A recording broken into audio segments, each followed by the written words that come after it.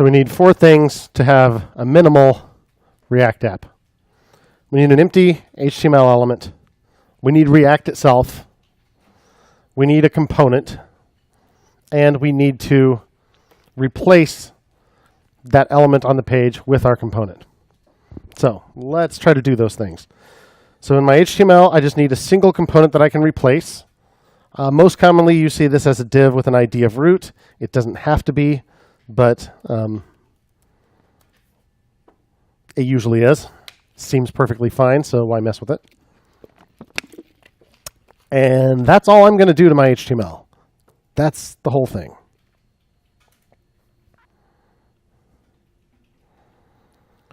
So I need to have React. CodePen gives us a pretty easy way to do this. If I go to Settings and the JavaScript tab here, I can add external JavaScript. So you could paste in some script tags or whatever, but it gives you some easy ways to get some common ones. So I can quick add React, and it'll give me the script tag. And we actually need React DOM as well. React can also be used for native mobile apps for iOS and Android, actual compiled apps, in which case you're not using the DOM, you're using native components. So in either case, you would use the same React library. But if you're doing it for the web, you need React DOM. And if you're doing compiled apps, you need React Native. So we need React and React DOM. And we need one more thing. Well, we want one more thing. As I have it right now, I could do that whole React.createElement thing, but that's horrible syntax and no one uses it in the real world. So we're going to use JSX, but JSX is not real JavaScript. And it's not on track to ever become part of the official standard. So we have to run it through a build process, basically like a compiler, that turns it into actual JavaScript, because the browser doesn't understand JSX natively. So on CodePen, that's super easy. Just add a JavaScript preprocessor called Babel. So Babel turns JSX into real JavaScript, and it can also turn modern JavaScript into older versions as well. So you could use ES6 syntax even if you're running on a browser that only does ES5. Babel can translate that down for you. So we just need those 3 things. Then I can start making my component. So a component is a class. I'll call it app. So there I have a class. Now our class needs to inherit from React component. So syntax for inheritance in JavaScript extends. Now React already exists because of that script tag that we added in settings. So we will extend React.component. Every component in React requires one method, render. If you don't have state, you don't have to have a constructor.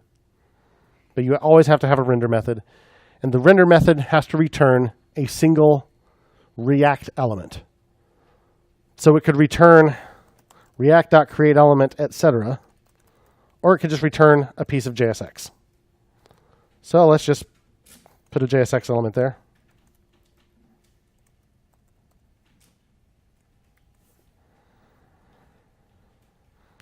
Now I have a perfectly good React component, the simplest possible component.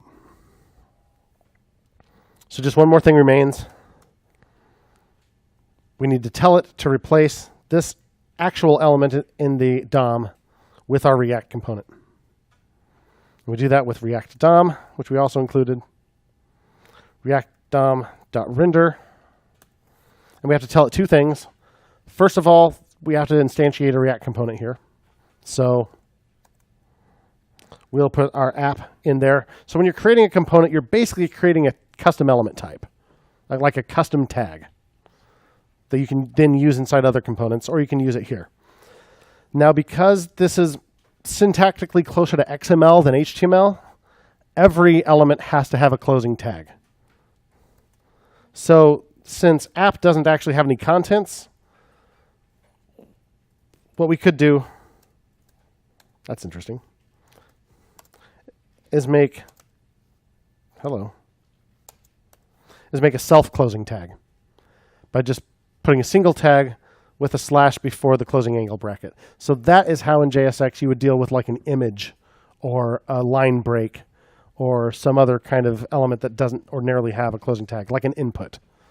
You can make them self-closing, but you have to do that. Otherwise it will not parse.